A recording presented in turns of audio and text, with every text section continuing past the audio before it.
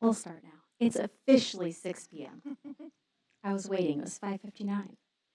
Welcome to the July 23rd, 2024 meeting of the MCCSC Board of School Trustees. We ask that you please come to order. We will begin tonight with public comment.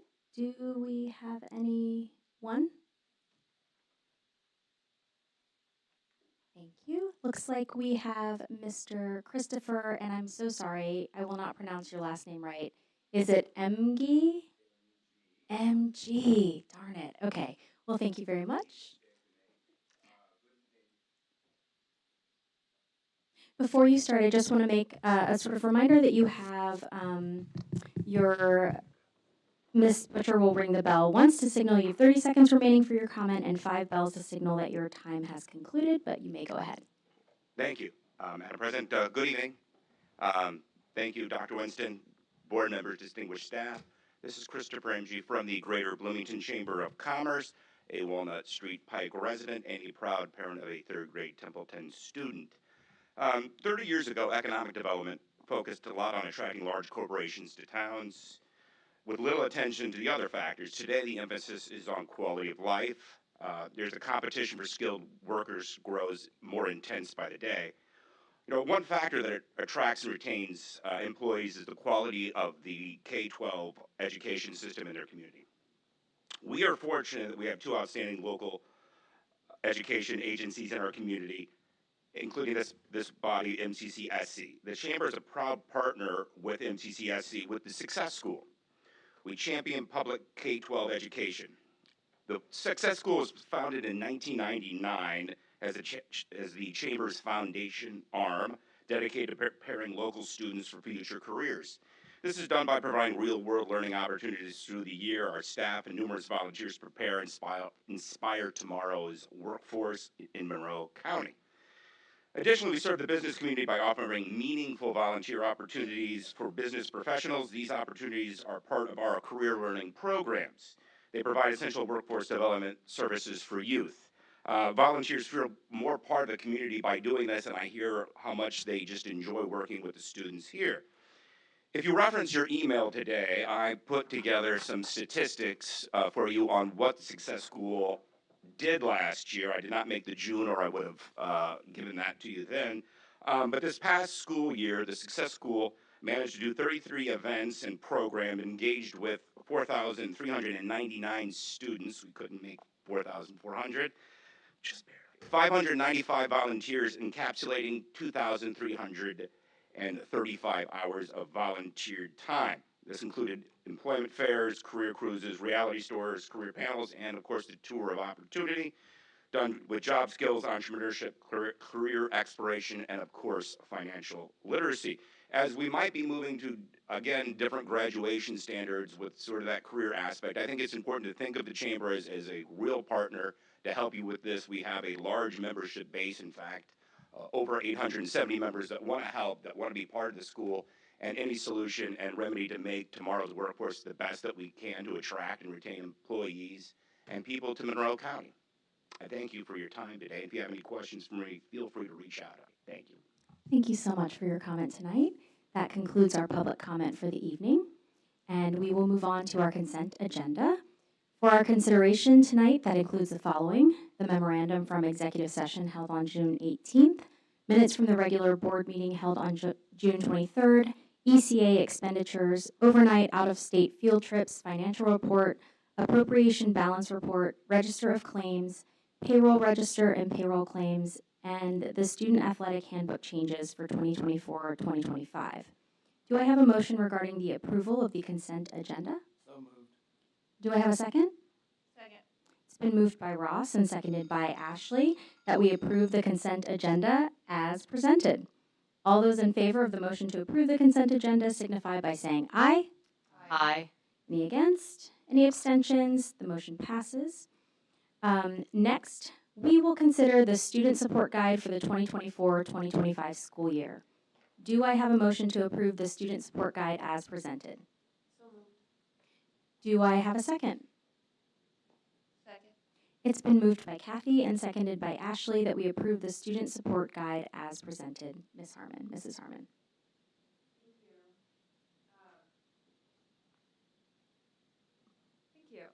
I have the great pleasure of being able to present the student support guide that many people in MCCSC have spent a lot of time working on and putting together. And so just to give some highlights over the support guide, it's a reimagining of the student handbook. It was developed in response to student feedback regarding what they needed to be successful in our schools. The student support guide is grounded in best practices that proactively support student behavior and social interactions in our schools. And it's predicated on an equity-oriented approach to positive behavior intervention and supports. It's designed to provide a range of positive strategies that teachers and administrators can use to best support the unique needs of all of our students. I just wanted to, I'm not going to read every portion of this, but a highlight of the activities that took place, the Student Support Guide project timeline. There were many of individuals from principals, teachers, students, and administrators engaged in this process of creating and giving feedback. And student voice is really an essential component of all of the aspects that were done. And so you can see, too, that this was, you know, a year-long process of engagement. It has focuses on safe, inclusive schools, a code of conduct, and providing family resources for these things as well. It provides definition of terms around responses to progressive discipline, how we use it as moments to educate students about behavior and expectations of being in a school environment, and how we also use a restorative response to those behaviors that are talking about how do we restore the relationship that we have with students in our schools, that that relationship as they come back. There are accompanying documents, also an administrator reference guide to guide administrators as they're using the student support guide, and then also school orientation guides. If you remember, student handbooks frequently can also include information that is specific to any individual school about, you know, these are where our lockers are, this is how our drop-off procedure happens, this is what you should do for this and that. And so there are accompanying school orientation guides that provide that kind of family-based information about what you might need to know about your specific school and your student going there. Here is the school year rollout plan, how we're supporting this going forward in the 24-25 school year. So staff review of the student support guide's purpose, goals, and contents. We've started that work this week with our principals, and then we'll continue on to principals and schools as the school year begins. We'll continue to have positive behavioral interventions and supports, or what we refer to as PBIS, training for all MCCSC staff. Many staff have already undergone that training, and it's continuous, right? And continued training for restorative practices, and ongoing feedback from students, families, and staff to inform future iterations. This is a living document. This is something that should be responsive to what our schools need and our families need, and so, you know, it can continue. Oops, sorry. That's it. Thank you so much. Thank you so much. Do I have any comments from the board on this? Looks great. Yeah, thank you to all those that worked on it throughout the year, did you say? So Yes, over the last year. yeah, so appreciation to all those that worked on it. I'm sure there's lots of everyone's input in there, so thank you to all that participated in that. Thank you.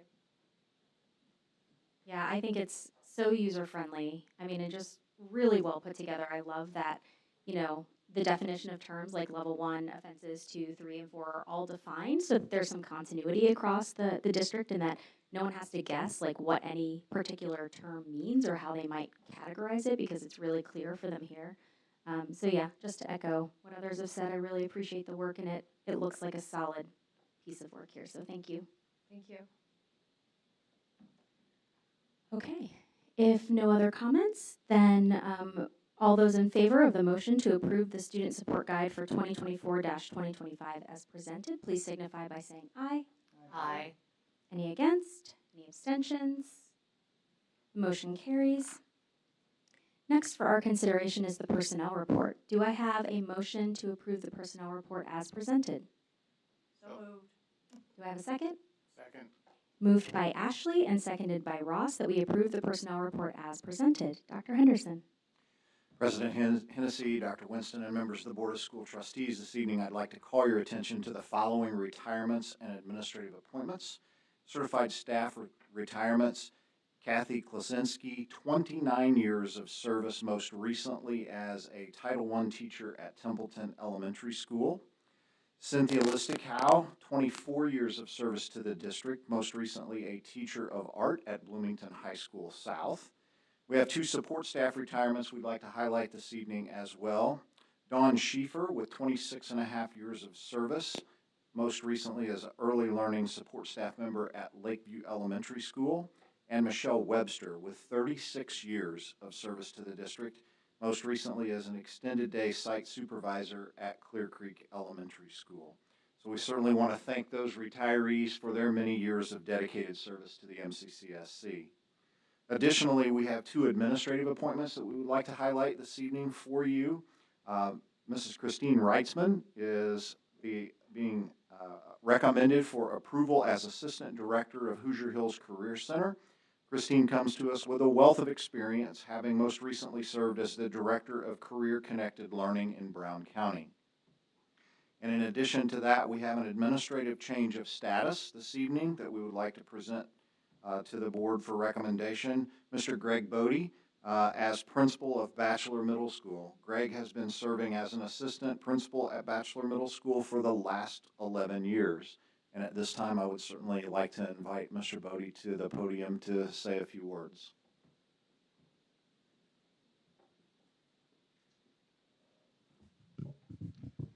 Thank you, Dr. Henderson.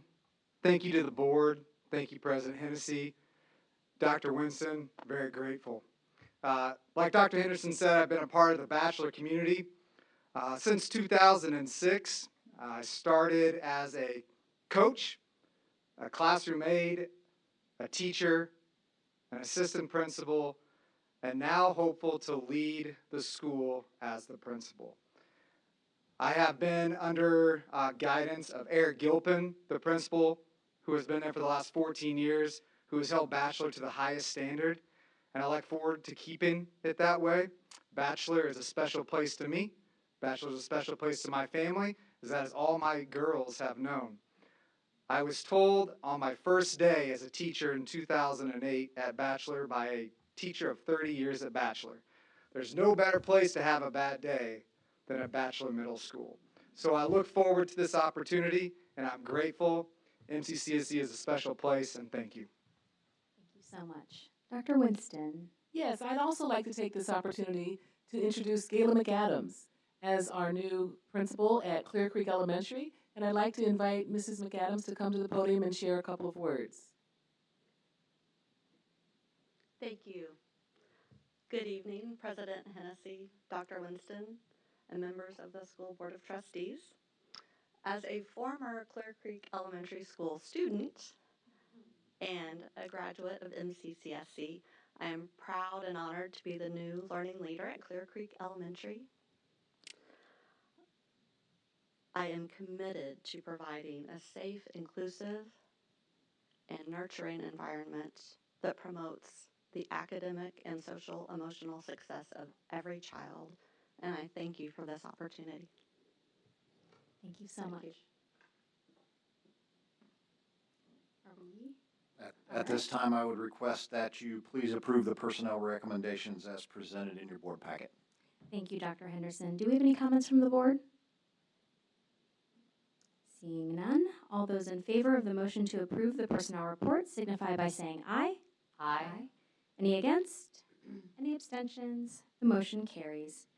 All right, on we go to the contracts. Do I have a motion to approve the contracts as presented? So moved. Do I have a second? It's been moved by Ashley and seconded by Ross that we approve the contracts as presented. Mr. Kenny. Good evening, President Hennessy, Dr. Winston, members of the board. There are 16 contracts to be awarded before you tonight. I would like to highlight the contract with CSO Architecture. This services contract will provide the MCCSC with building assessments at both Templeton and Childs Elementary Schools. The following information outlines some of the services that will be covered by the contract. The building assessments will identify items for for code compliance, safety, educational adequacy, maintenance, and efficiency.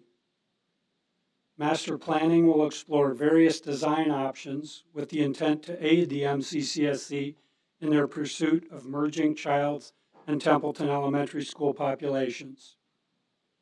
CSO will help to determine the scope of work required, the related costs, and the implementation schedule.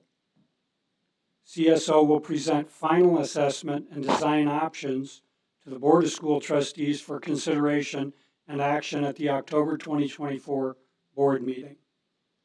Thank you. I recommend approval of the contract with CSO Architecture along with the other contracts presented. Thank you, Mr. Kenny. Do we have any comments from the board? Okay. All those in favor of the motion to approve the contracts signify by saying aye. Aye. Any against? Any abstentions? The motion carries.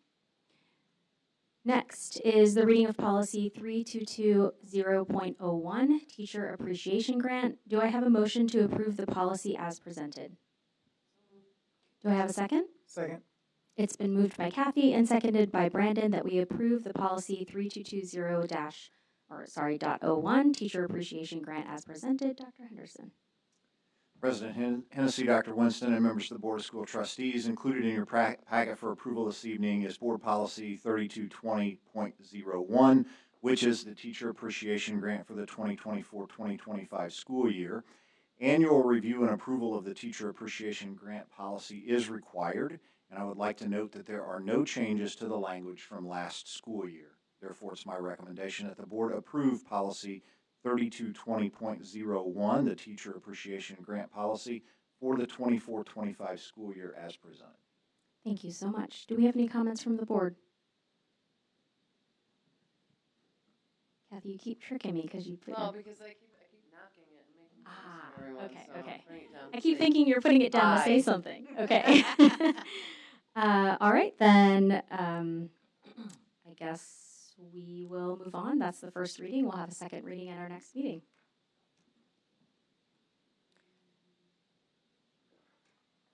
The following policies are, sorry, my iPad decided that it was going to tell me it was going to do software update. Yes. We do have to vote on this one? Okay.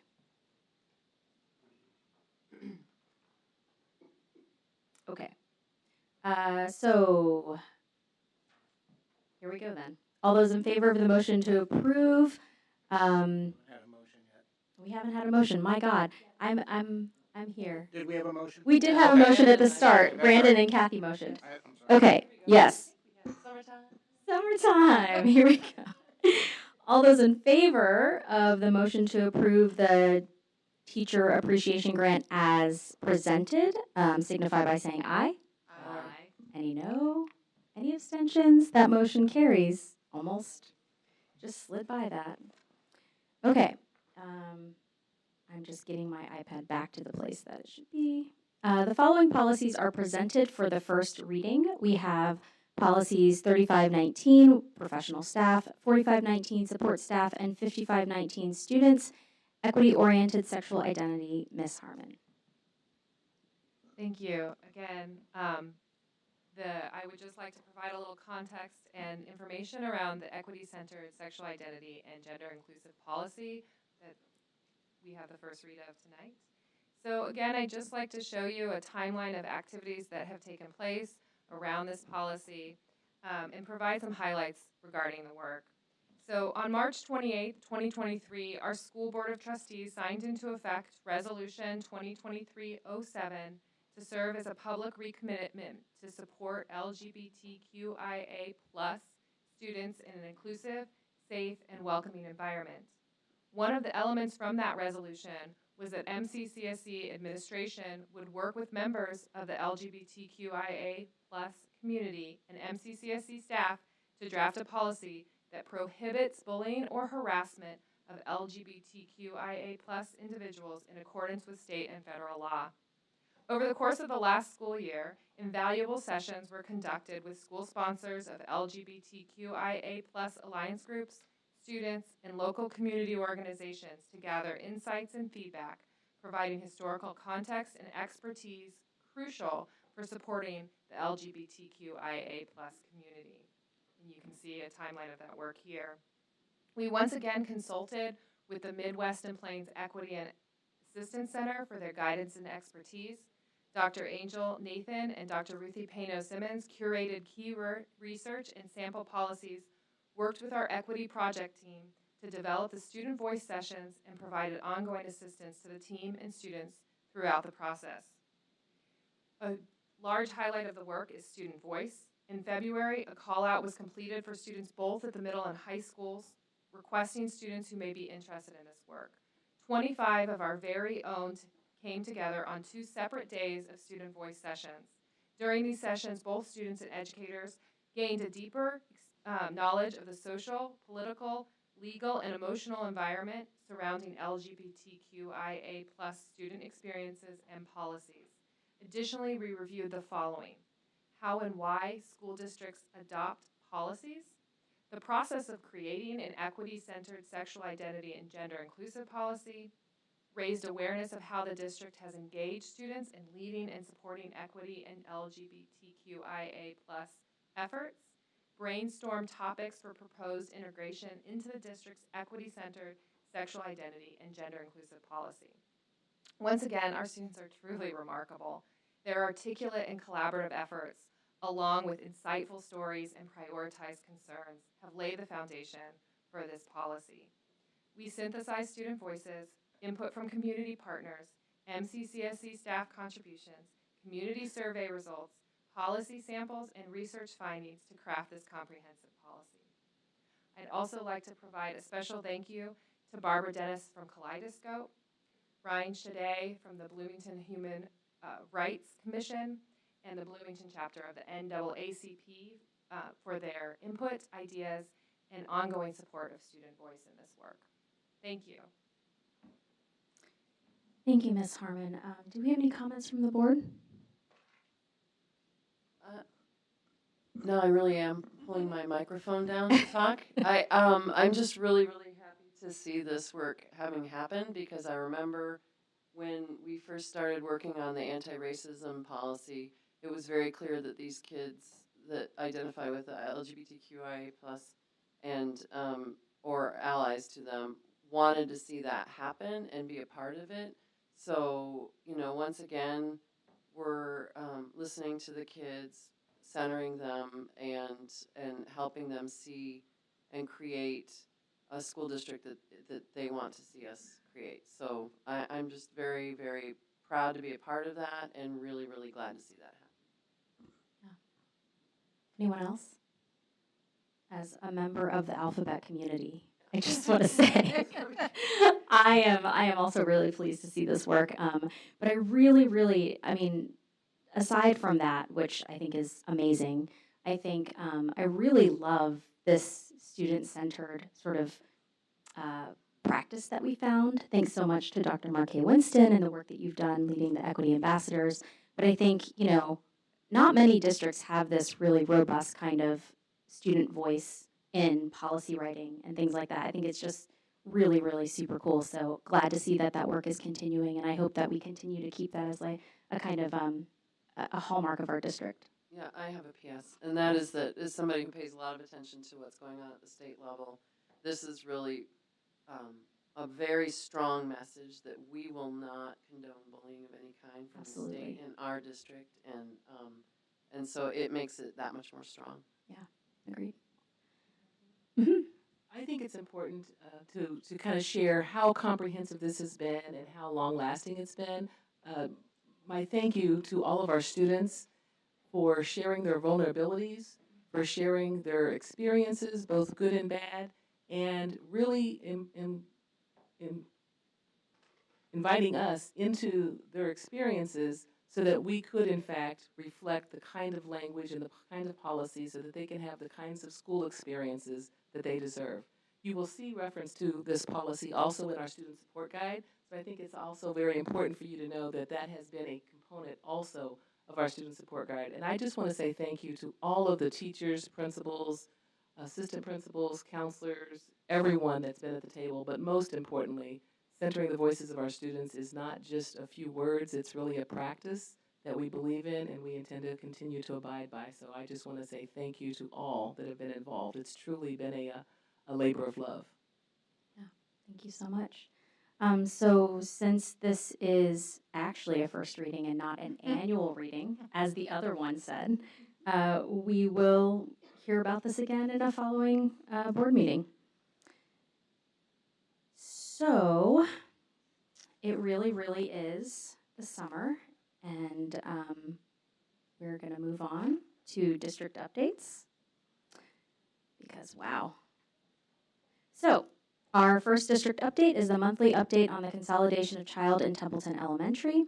At the June meeting, the board approved to have monthly updates regarding this consolidation to ensure transparency and accountability in the implementation of Resolution 2024-07, to allow for board and the public to stay informed about the progress in this merger process, and to provide opportunities for feedback and adjustments as needed throughout this planning period.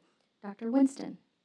Thank you, President Hennessy and Board School Trustees, for this opportunity to provide an update on our merger planning process. There's so much to share, and I'm going to highlight that. Each board member, you have a folder in front of you that has the detailed materials that will be going live on our website by the end of this week. I think some of the things that are most important for me to share with you in terms of the slide is this is kind of the big picture overview of the process that we intend to follow over the next several months.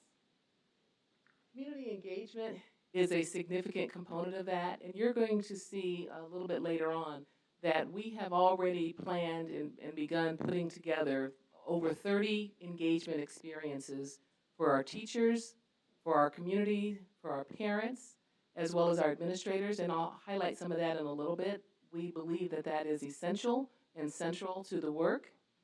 We are beginning already, as you heard, for the approval of the facilities assessment, the comprehensive facilities assessment. There have been multiple questions regarding the facilities, and we really want to make sure that we do our due diligence and address that at the start. And so after tonight, that will begin. And so we're very excited about the comprehensive review of both facilities. And then looking at best practices. There are many schools across the country who have, in fact, successfully merged schools. And we want to make sure that we are familiar with that research, with those practices, and looking at our data. So those are the three big components. At the center of this diagram, you'll see a comprehensive merger plan. At the conclusion of all of these pieces, we intend to have a written comprehensive plan as to how we will do this implementation effective for the 2025-2026 school year. So this slide really just kind of represents the big picture overview. One of the first things that I did is I pulled together an administrative planning team comprised of individuals who have expertise in facilities, special education, curriculum, early childhood, you name it, the whole continuum of areas that go into school planning. And one of the things that we wanted to do is we wanted to get off on the right foot, so we established what's called a project charter. The purpose of a charter is to kind of outline what's in play and what's out of play relative to that. And so it gives you your marching orders and your direction as to how are we going to go about doing the work, what are the parameters, what are the goals, what are the deliverables, so that it's crystal clear to anyone that looks at this, they should be able to understand exactly how this process is going to move forward. It also affords us a great deal of transparency into what the process is going to look like. And so you'll be able to see this online a little bit later on. But it outlines at the very top upper right-hand corner, it speaks to the board resolution of 2024-7, in which the board directed the consolidation of Childs and Templeton Elementary. We want to keep that at the center because that is what's directing this work. As you go through the charter itself, you'll see that there's the board directive, the desired outcome, and the desired outcome is the development of a which one is best? Development of a comprehensive plan for a successful merger. So as we begin to identify what constitutes a successful merger, we want to make sure that we are tending to those pieces. The purpose of our project, the goals and metrics. How are we going to measure whether or not we've accomplished this particular goal? And then over here, the expected deliverables. As you can see, there are a number of expected deliverables for how we are going to move forward in ensuring a successful merger. What you'll notice as you, I'm not going to read through the deliverables for you, but as you go through that, you'll see at center to the deliverables is a robust engagement process where we're hearing from the voices of our teachers first and foremost, we're hearing from our parents, we're hearing from our community members, and we will be hearing as well from our students. The piece that I think is really important for folks to understand is where it says project scope. Within scope, grade level selection, transition planning, staffing, programming, transportation, so on and so forth. Those are the things that we will be planning for and discussing. Those things that are out of scope, those things that are not part of this project. Redistricting options, including other schools, and discussion about whether the merger should or should not happen. That's off the table. The decision has already been made. So it's important for us to be aware of what's in scope and what's out of scope. And then at the very bottom here, you will see a tentative presentation of the topics that I intend to bring to the school board over the next several months so that you will know exactly how we're going to proceed. Next slide. So the purpose of our community engagement, which is the center point of this process, is to make sure that we're sharing and gathering information and that we're hearing perspectives. We've gathered a lot of questions from community and our teachers, and we are spending time looking at the answers to those questions and establishing that and making sure that we identify priority topics that need to be discussed each and every time. We probably have a list of 10 to 15 topic areas as identified by our teachers and administrators, and we intend to make sure that we provide an engaging opportunity for discussion and then ultimately recommendations.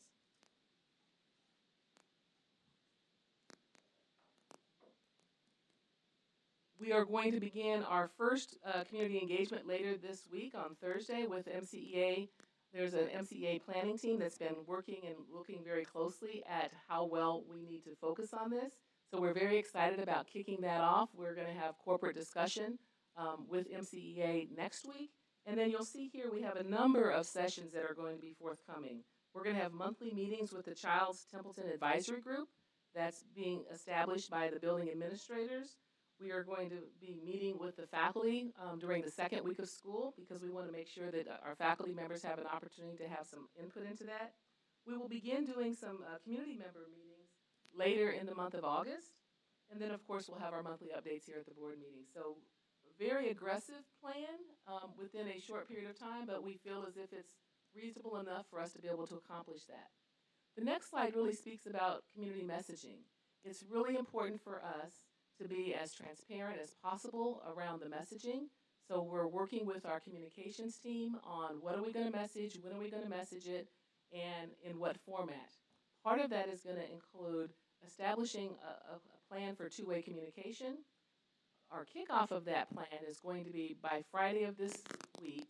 We will have established a homepage on our website that we will be placing all of the information in terms of the meetings, the meeting dates and times and locations. We will be including information about our charter. We'll be including information about our updates that are happening with the board every month.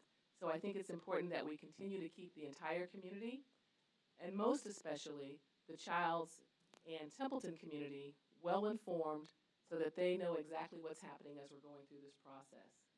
We also are going to continue to provide additional opportunities for people to continue to offer input and ideas. And so that too will go live on Friday so that those individuals within the Templeton and Childs community who have suggestions and concerns, they can bring their concern, but we also want them to bring a suggestion or a recommendation along with that particular concern.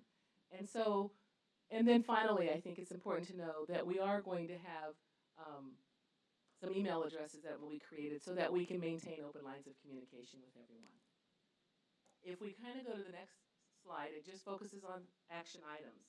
This kind of highlights some of the most upcoming meetings that we're going to have. I've kind of highlighted some of those already, and we're very excited about this. We've got a team that's very, very committed to having a successful merger, and I want to make sure and commit that we're going to make every effort to address this in a collaborative manner as possible with open communication and transparency. With that, I say thank you for the opportunity to engage in this work and the opportunity to work very closely with the faculty, the teachers, the students, the parents, the community members, MCEA within Childs and Templeton to make sure that we present to you a very successful merger plan for those two schools. Thank you. Thank you, Dr. Winston. Are there any comments from the board? Thank you for the update. This is great. This is a lot of information. I appreciate it. I hope the community also appreciates seeing all of that laid out. It's a good start. Thank you for all the work. Thank you. I have a quick comment. Again, yeah, to echo what Ashley said, thank you. This is very comprehensive and really helpful. Just one thing to think about. I know that when we went through this before, we tried to post updates on Parent Square, I think in part because it translates into so many different languages. I know you mentioned that updates would be on the website, but if we could also occasionally put updates on Parent Square, especially for those Childs and Templeton parents, I think that would be helpful as well. I think we absolutely will be planning on doing so, and we have also had conversations about language translation for all of the documentation that we'll make available, so yes. Perfect. Thank you so much. Definitely. Excellent. Anybody else? Okay. Now we will hear an update regarding the attendance zone reconfiguration or redistricting. Thank you, President Hennessy and Board of School Trustees, for the opportunity to provide an update on the attendance zone redistricting project. To date, we have in fact contracted with an external provider, Business Information Services, and within the last several days, we have begun to receive some draft school zones that are being actively explored by our consultant and by MCCSC. We have made sure that the Business Information Services consultant group has access to our building capacities, our current building counts, and projected enrollments. And so that data is very necessary in order for them to be able to give us as accurate a projection as possible as to what this may potentially look like. We're still in the very preliminary phases of doing this work, so we won't be having any recommendations to come forward just yet, but we're very optimistic about the progress that's been made up to this point in time. And I know that we'll have additional updates at the next meeting to be able to share with you and subsequent meetings as well. So very excited about the early work of the team and continuing to work with the Business Information Services. Thank you. Thank you so much. Any comments from the board on this? Okay. Thank you, Dr. Winston. And now we will consider the board goals and priorities for 2024-2025. Do I have a motion to approve the board goals and priorities as presented? So moved. Do I have a second? It's been moved by Ashley and seconded by Ross that we approve the board goals and priorities as presented. Dr. Winston. Thank you, President Hennessy and Board of School Trustees, for the opportunity to share the board-developed goals and priorities for the 24-25 school year. During a recent retreat between myself and our board trustees, the trustees were very successful in identifying 9 areas of goals and priorities that they would like to focus on this upcoming school year. And I would recommend that you approve the 9 trustee goals and priorities as presented. Thank you, Dr. Winston. Do I have any comments from the board? Okay. All those in favor of the motion to approve the board goals and priorities signify by saying aye. Aye. Any against? Any abstentions? The motion carries. Next for consideration is the superintendent evaluation expectations and success criteria for the 2024-2025 school year. Do I have a motion to approve this as presented? So moved. Do I have a second? Second. It's been moved by Brandon and seconded by Ashley that we approve the superintendent evaluation expectations and success criteria for the 2024-2025 school year as presented. Dr. Winston. Thank you, President Hennessy and Board of School Opportunities, for this opportunity to share some highlights of the goals on which the superintendent's evaluation will be conducted. During our recent superintendent board retreat, we discussed how my performance would be evaluated. The 6 goals that you see in the plan have been identified as the measures by which I will be evaluated for the 24-25 school year. Those goals include accelerating student achievement, completion of the 21-25 strategic plan, moving forward with the 2023 referendum and our pre-K implementation and expansion, Childs Templeton merger, comprehensive fiscal analysis and review, and organizational reorganization. Somebody's going to be busy. I recommend that you approve the superintendent evaluation as presented. Do I have any comments from the board? No? Okay. All those in favor of the motion to approve the superintendent evaluation expectations and success criteria for the 2024-2025 school year signify by saying aye. Aye. Any against? Say no. Any abstentions? The motion carries. And finally, we have for consideration the superintendent board communication protocols. Do I have a motion to approve the protocols as presented? Second. It's been moved by Ross and seconded by Brandon that we approve the superintendent board communication protocols as presented, and Dr. Winston again. Yes, thank you, President Hennessy and Board of School Trustees. During our recent superintendent board retreat, we collaboratively discussed and identified standards for how we will communicate with one another and do the work of our children together. The board specifically communicated their desire and expectation that we clarify the role of the superintendent as one that is focused on management and the role of the board as one that is focused on policy and governance. The protocols that you see before you have been reviewed by all of our board members and myself, and we are very excited to be able to engage in effective communication with one another during the upcoming school year. I recommend that you approve the superintendent board communication protocols as presented. Thank you, Dr. Winston. Do we have any comments from the board? I think this is a brilliant idea to have this out there written so that we all have an understanding of how to communicate, when to communicate. And I also think that this flowchart of helping our community understand, because I know a lot of times people go straight to the board members, and when you're a new board member, you want to vet all those things, and it can be quite chaotic. As the longest sitting board member in this crowd, I know that it was a really big learning curve for me, so I'm really excited to have this protocol there.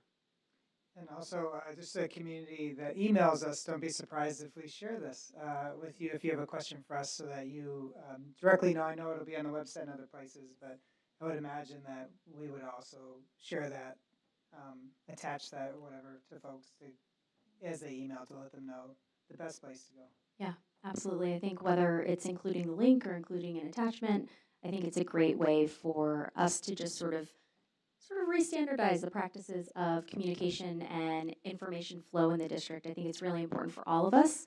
And so I, too, am really grateful for this document and for the work that you did to sort of help us all come to sort of consensus on this. Dr. Winston did this in a series of one-on-ones with every single board member. So I think, you know, that time and labor is not lost on us, and we really appreciate it. President Hennessy, may I just take one more moment? I apologize. Yeah, I was going to ask if you wanted to talk about this. Okay, cool. Yeah. So this is a communication guide for addressing questions and concerns.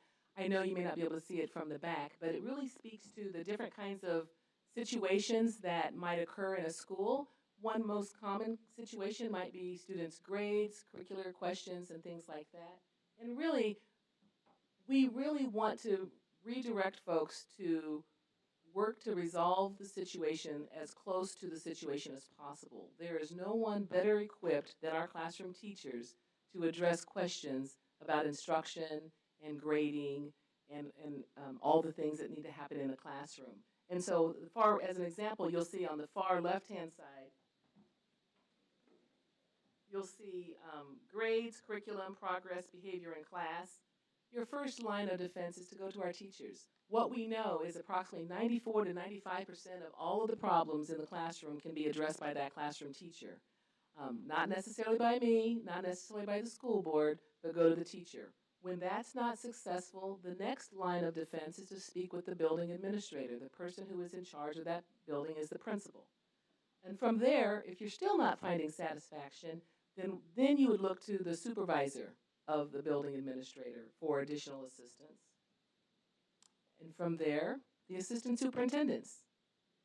And then if the assistant superintendents are not successful in assisting in resolution of whatever the situation might be, then I would ask that you reach out to my office, and so on and so forth. And so that's what Board Member Scher was referring to when he said they may refer you back to this checklist and this table. And we've tried to identify several common types of situations: special education concerns, athletic concerns, health issues, transportation, food service, so on and so forth. So our intent is to provide you with the most appropriate individuals who can work to resolve and address the issues at hand. And that's really what we were working to do. We know that it's important that you get timely service and support, and we want to make sure that we're able to do that. So you may well see that. I have shared this with our building principals, and they're familiar with it, and they're certainly supportive of this because they would like to have the opportunity to address different issues and concerns at the building level, at the classroom level first. And so we just wanted to kind of reinforce that, and hopefully that'll be a nice way for you to get timely responses to the concerns on behalf of your children. I think that's great, and a really important point, because often if we get emails, which we do, we then have to bump them to the superintendent. The superintendent then has to figure out who that person needs to sort of, and on and on and on down the line. And so in order for your question to get answered, it may take us 4 or 5 or 6 email forwards, right, before it gets to the right person. When if you start from the sort of part of the flow chart that is proper, then you might get an answer much more quickly. So I think that's great. And it's like, it kind of reminds me of, this is like a summer riff real quick, but reminds me of the Bloomington Foodies group. Is anyone in that group? And there's this like rule in the Bloomington Foodies group that you're not allowed to post a complaint about a restaurant until you've talked to their manager, right? And I kind of think it's like that, right? So before you bring the complaint up the chain, you've talked to the person first. Anyway, that's my brief metaphor for today, or whatever it is, analogy. Okay, so yes, Ross. Do we by any chance does this live in the student support guide? It does not. Okay, so it may be something we want to distribute at the beginning of the year literature to families. Absolutely, certainly can do that. Oh, one other question, actually. I see up there on Help Desk Ticket, it's linked to where you would click. One of the things that I think is sometimes a barrier is, like, when it says director of stuff, like, people might not know. Could we, at, like, a certain level, link to those people, too? We've had some internal conversations about how best to do that so that we can get folks to the right person. So we definitely are contemplating what the best way is for that. Cool. So yes. Okay, well, whatever you land on, If I you think can create a is great. system, if you haven't done this, you can't get to the other one, right? So, That's a part of It's it like a that we talked firewall about as well. You kind of hit the nail on the head there. Oh my gosh. Okay. Any other last comments? Nope. Okay. All those in favor of the motion to approve the Superintendent Board Communication Protocol signify by saying aye. Aye. Any against? Any abstentions? The motion carries. We are now at the comments and committee reports, and so I would just ask if we have any final comments or reports from the board. Nothing? Great. I think I would just say, not the committees, but just, things are looming around the corner for students and teachers, and I think next meeting, school will be in session. So just to say, I hope that you enjoy these final weeks before school starts, students and teachers and staff and administration, but also just hope that the beginning of school and all the prep for that goes well to everyone. Thank you for all the hard work that you do. Personally, for my 2 students now, I used to have 3. One's graduated, but also to all the students in the community. So thank you for all the work that you're putting in right now as well to get ready for that. Thanks, Brandon. And finally, Dr. Winston, do you have any additional information to share tonight? I do. I just have a couple of brief updates and celebrations to share. National Merit Scholarship winners. I would like to recognize two MCCSC students who were awarded a National Merit Scholarship. Maren Donovan from Bloomington High School North will be attending Purdue University and plans to study environmental engineering. Maya Hall from Bloomington High School South will be attending the University of Wisconsin and plans to study biology. We wish both of them well. Yesterday was the first day of our primary jumpstart at Summit Elementary School. This is a 9-day jumpstart for rising kindergarten and first grade students with a focus on literacy and numeracy and adjusting to the school environment. I would also share with you that as part of our effort to maintain great attendance and engagement, every student that participates in the primary jumpstart program will receive either a bicycle or what are those roller things? Scooter. Roller Hoverboard? thingies.